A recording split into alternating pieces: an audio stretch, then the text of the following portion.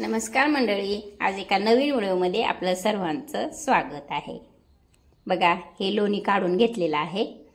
बऱ्यापैकी एक पाव किलो लोणी, पाव किलो ते अर्धा किलो लोणी मी हे काढून घेतलेलं आहे। ह्याला मी 4 ते 5 पाण्यानं धुवून घेतलं।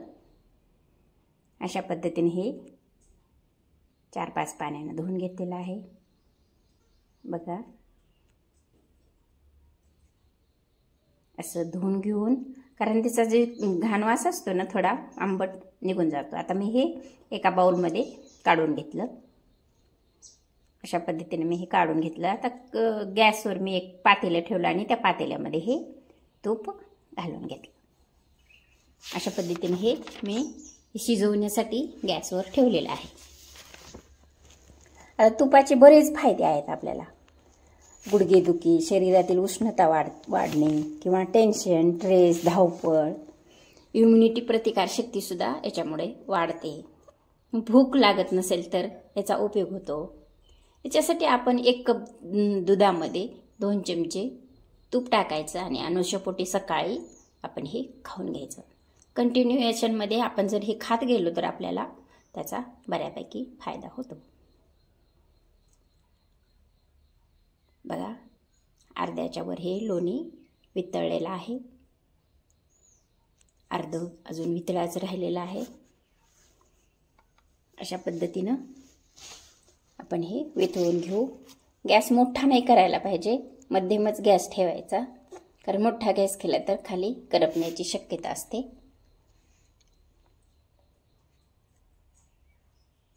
अशा पद्धतीनं आपण हे वितळून घेऊ।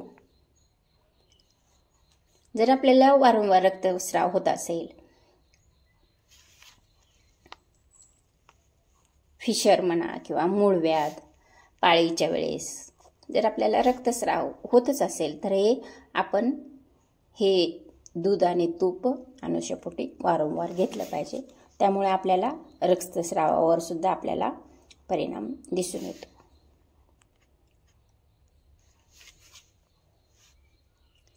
स्त्रियांच्या शरीरामध्ये उष्णता जास्त असते, त्यामुळं पित्ताचा पण असर जास्त होतो। नैसर्गिकच आहे ते एक। परंतु जर आपण हे तूप आणि दूध जर आपण खायला दिलं तर पित्तावर हे परम आहे, म्हणजे जगातील नंबर 1चं औषध आहे। त्यामुळे आपण हे दूध आणि तूप हे अनुषपोटी खायला पाहिजे। 2 चमचे तूप आणि 1 कप दूध, अशा पद्धतीनं आपण हे कॉम्बिनेशन सकाळी दररोज रेग्युलरमध्ये पीत गेलो तर बऱ्याच रोगांना आपल्याला बळी पडावं लागणार नाही। बघा, आता पूर्ण वितळलेला आहे। अशा पद्धतीनं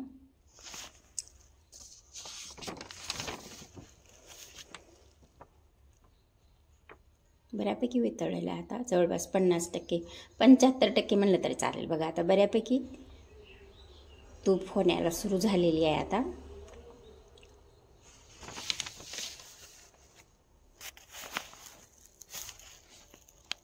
बघा, अशा पद्धतीने हे तूप शिजवून घ्यायचं।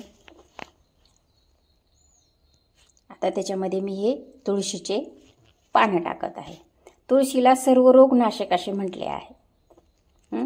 ती वनस्पतीची राणी सुद्धा संबोधलं जातं आयुर्वेदामध्ये।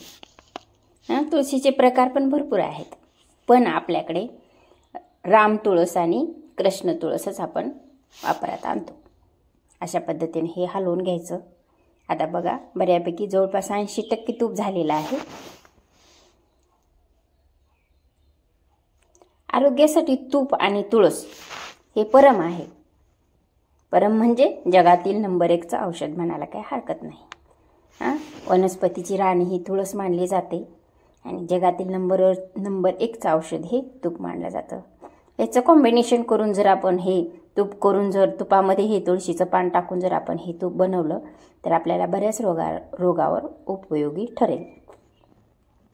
तूप झालेलं आहे। आता एक 10% राहिलेलं आहे आता ह्याच्यामध्ये। बघा, अशा पद्धतीने कलर पण छान आला। बघा, आता व्यवस्थित झालेलं आहे तूप। अशा पद्धतीने हे तूप केलं जातं।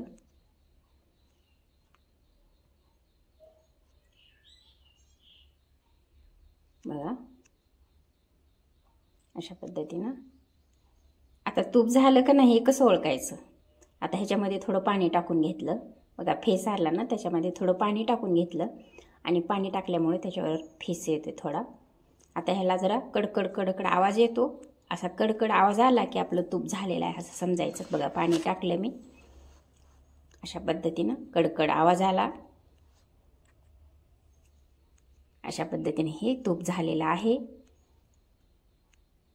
परफेक्ट टाईम त्याचा झालेला आहे त्या तुपाचा आणि ते बरोबर झालेलं आहे. अशा पद्धतीनं आपण हे तूप टेस्ट करून घ्यायचं, बघून घ्यायचं. बघा अशा पद्धतीनं हे झालेलं आहे. आता कलर पण छान आलेला आहे. बघा आता पूर्णपणे तूप झालं. आता मी सर्व करून घेते या बॉटलमध्ये. तर हेच बॉटलमध्ये सर्व करून घेतलेलं आहे. बघा अशा पद्धतीनं.